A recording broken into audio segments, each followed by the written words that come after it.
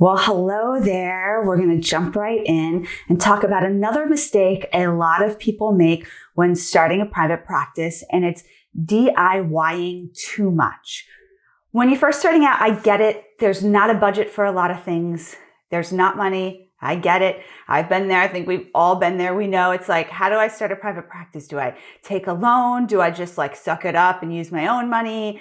And how do you really prioritize what you can do yourself and what you really need to pay a professional for?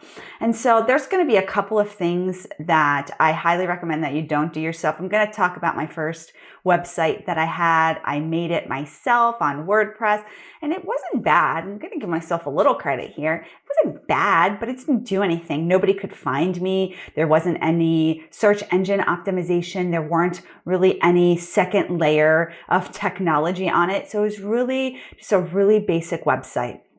And my goal was for people to find me. I wanted to be found on Google. And then I realized this was not going to cut it. Nobody was going to be able to find me with this website. And then I switched over to Brighter Vision. Shout out to Brighter Vision. They're a great company if you are, looking for somebody that can really help you with these things. And so I use them now, and I am found consistently on Google. And that was really my goal. I really wanted to be found. And if you want to be found with your website, if that's your goal, and that's not everybody's goal. Some people just have a website to have a website. They put it up and it's on their business card and it's no big deal. Then you don't need all of the, bells and whistles that some of these companies offer or website developer offers. But if you want to be found, then you probably need to hire somebody to do your website, unless you're really tech savvy, which a lot of therapists, it's not something that I find that most therapists are very tech savvy. And so that's something I would recommend that you don't DIY. A couple other things that maybe you could DIY. A lot of people get secondhand furniture, or they piecemeal together pieces of their office. That's a really great way to save money, especially if money is tight and you don't have you're not able to, furnish a full office. Somewhere you don't want to cut corners is training. You want to make sure that you have really good trainings for whatever niche that you're doing. There are free trainings out there, especially now. There's a lot of really good resources out there, but paying for trainings is probably going to be in your best interest. Paying for some marketing, I wouldn't recommend. We talked about this, I think, on an earlier live. I wouldn't recommend doing your own Google AdWords, for instance. You're probably not going to have enough knowledge to be able to do that. And you want to make sure that they get done appropriately, especially if you're trying to get clients.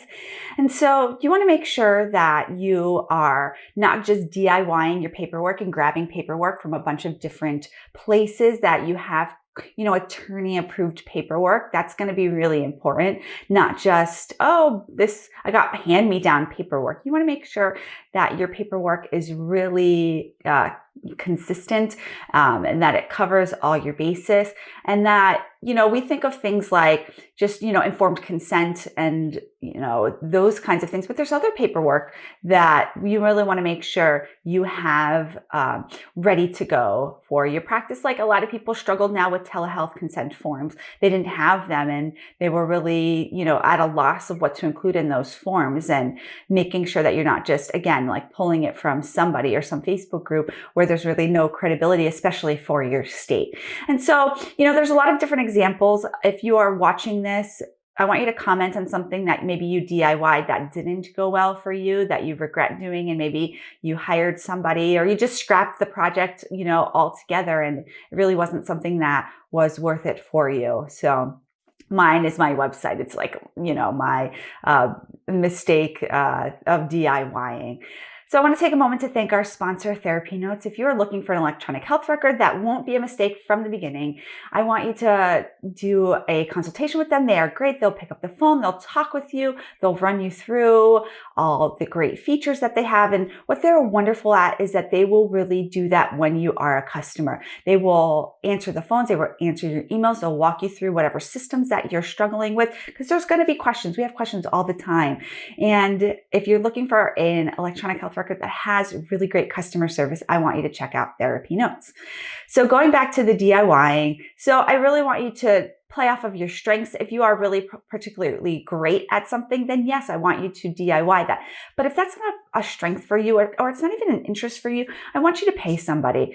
The money will come.